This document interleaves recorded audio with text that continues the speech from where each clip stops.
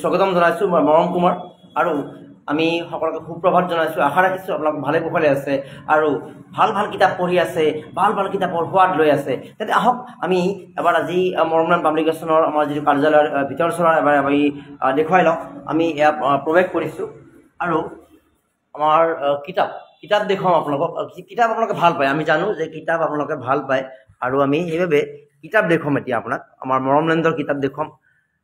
এয়া হ'ল আমাৰ মৰমলেণ্ড পাব্লিকেশ্যনৰ ভিতৰৰ দৃশ্যাংশ।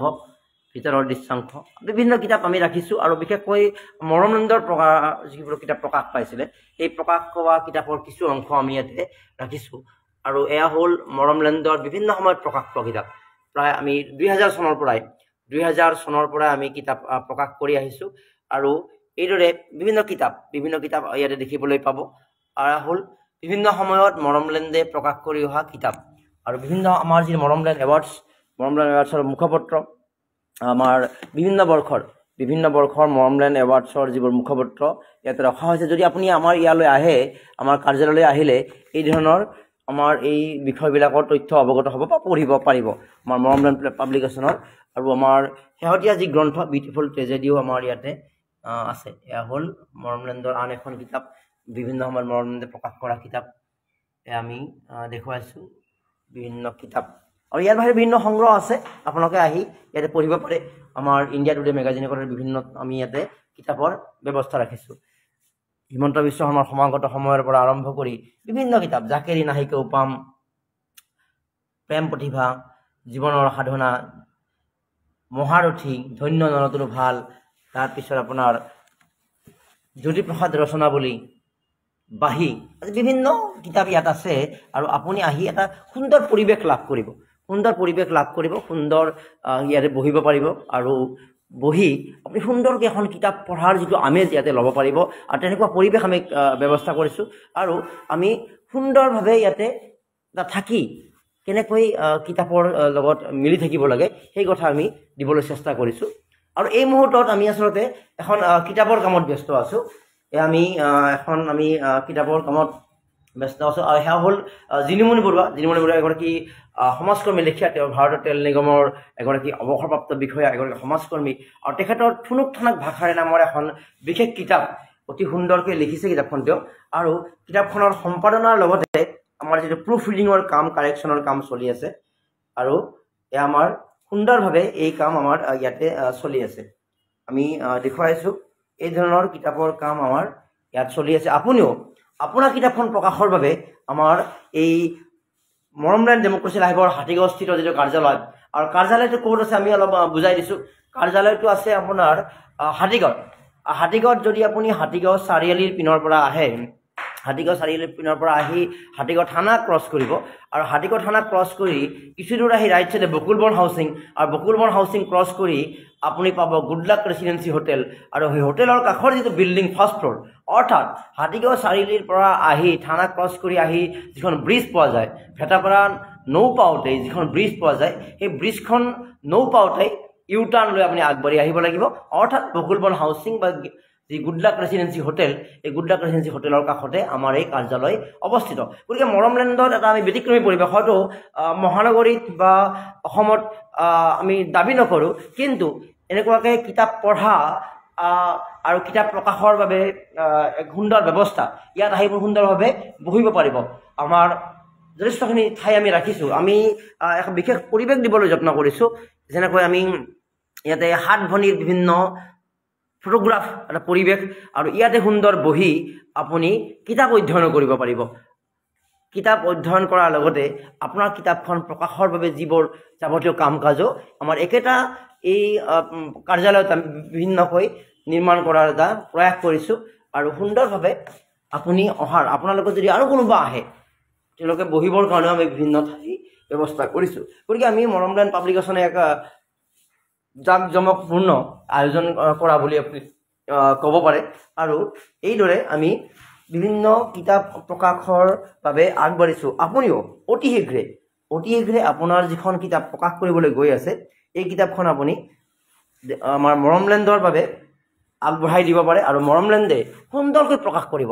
ISBN নাম্বাৰ হ'ব আপোনাৰ এই কিতাপ প্ৰকাশ কৰিব আৰু আপোনাৰ সুন্দৰভাৱে আপোনাৰ কিতাপ প্ৰকাশ কৰি বজাৰলৈ উলিয়াই দিয়াৰ দায়িত্বও আমি ল'ম। আৰু লগতে আমাৰ যি ডেমক্ৰেচি লাইভ আমাৰ ভগ্নী চেনেল আছে, আৰু ডেমক্ৰেচি লাইভ চেনেলত আপোনাৰ সেই কিতাপ প্ৰকাশৰ সমান্তৰালভাৱে বিজ্ঞাপন প্ৰকাশ কৰিম। আৰু বিজ্ঞাপনৰ বাবে আপুনি এটকাও অতিৰিক্ত খৰচ কৰিব নালাগে। অৰ্থাৎ মৰমদাৰ কিতাপ আহিলে সুন্দৰভাৱে ইয়াত বহি আপুনি এটা পৰিৱেশ পাব, ইয়াতে কাম কৰিব পাৰিব। এটা বিশাল আমি ৰুম ব্যৱস্থা কৰিছোঁ যাতে আপোনালোকে আহি ইয়াতে কোনো অসুবিধা নাপায়। আৰু লগতে ইয়াতে মন পচন্দৰ কিতাপো আপুনি পঢ়িব পাৰিব, সুন্দৰভাৱে কিতাপ পঢ়িব পাৰিব। আৰু লগতে আপোনাৰ কিতাপ প্ৰকাশৰ বাবে যিবোৰ যাৱতীয় কাম কাজ থাকে, আমাৰ কম্প'জিঙৰ পৰা, লেআউটৰ পৰা, কাৰেকশ্যনৰ পৰা, সুন্দৰকৈ আমি সেই কোঠালিটো দেখুৱাই দিছোঁ। এনেকুৱা এটা কোঠালি, এই কোঠালিত বহি সুন্দৰভাৱে আপুনি ইয়াতে এডিটিঙৰ কাম বা প্ৰুফিঙৰ কাম কৰিব পাৰিব। গতিকে কিতাপৰ ক্ষেত্ৰত এটা সুন্দৰ ঠাইৰ প্ৰয়োজন থাকে, সুন্দৰ পৰিৱেশৰ প্ৰয়োজন থাকে। আৰু ডেমক্ৰেচি লাইভ আৰু মৰমলেণ্ডে যুটীয়াভাৱে এই প্ৰয়াস কৰিছে যাতে আপোনালোকক এটা সুন্দৰ পৰিৱেশ দিব পাৰে। তেন্তে পলম নকৰি আপুনিও আহক আমাৰ মৰমলেণ্ড পাব্লিকেশ্যনলৈ।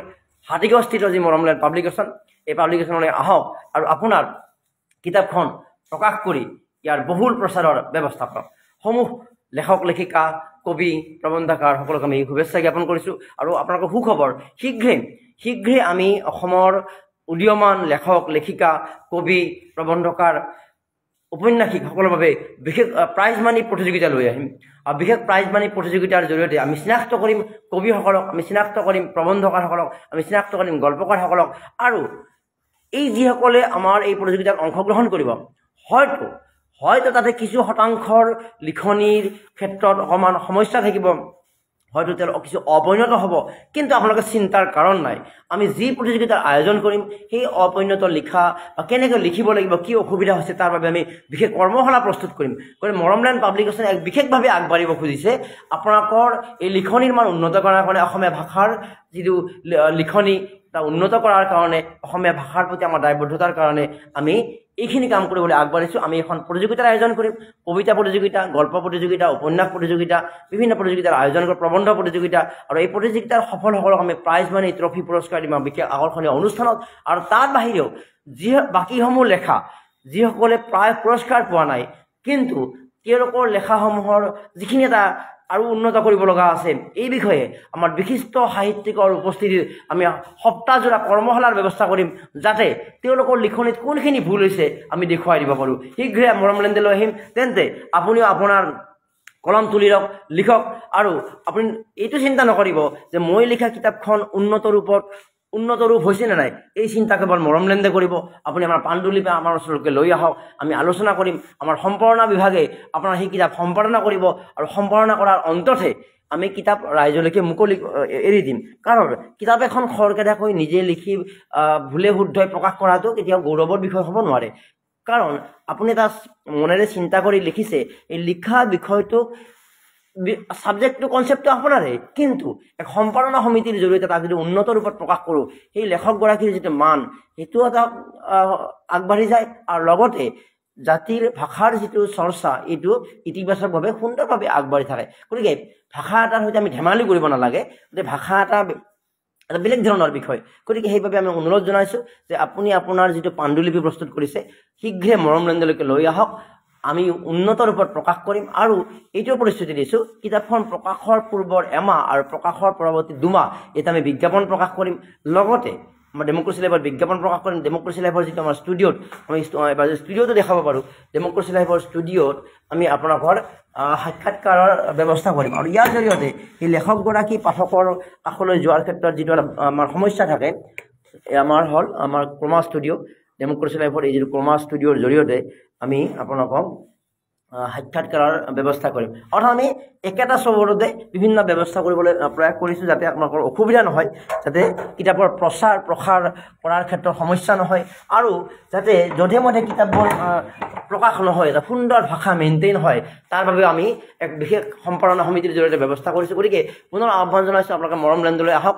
আমাৰ ডেমক্ৰেচি লাইভ মৰমলেণ্ডৰ যুটীয়া যি কাৰ্যালয় আমি স্থাপন কৰিছোঁ হাতীগাঁওস্থিত, যি আমাৰ হাতীগাঁও ভেটাপাৰা ব্ৰিজৰ কাষত, আৰু আহি আপোনালোকৰ কিতাপবোৰ প্ৰকাশ কৰাৰ বাবে ব্যৱস্থা কৰক। সকলোকে আমি ধন্যবাদ জ্ঞাপন কৰিছোঁ। Happy reading, happy writers life. আৰু আগন্তুক সময়ত পুনৰ লগ পাম তাৰ পৰিস্থিতি মই মৰম কোমৰে বিদায় লৈছোঁ আপোনালোকৰ দিনটো শুভ হওক ধন্যবাদ